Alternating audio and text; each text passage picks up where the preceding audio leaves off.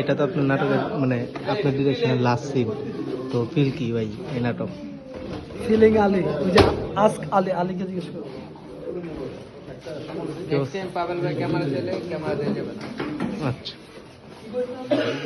না ভাই, পাবেল ভাই তার ভাইয়ের মতো একদম বোকা দিতে পারে। কি কইছে আলী, কি কইছে? আপনাকে বলি কি দেওয়া যাবে না, কি দেওয়া যাবে না ভাইকে? পাবেল ভাই যে কন্টেন্ট বানাইছে কন্টেন্টটা ভালো, কিন্তু চলবে না মার্কেটে।